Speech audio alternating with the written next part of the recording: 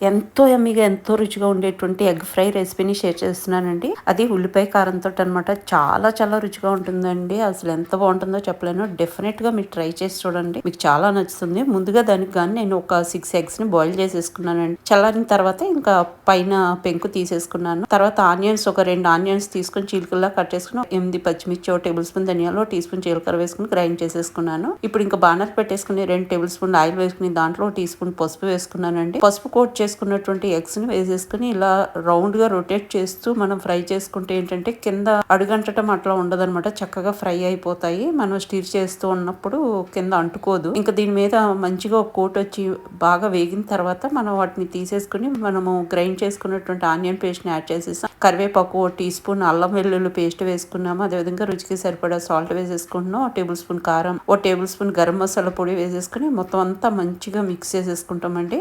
mix చేసుకున్న తర్వాత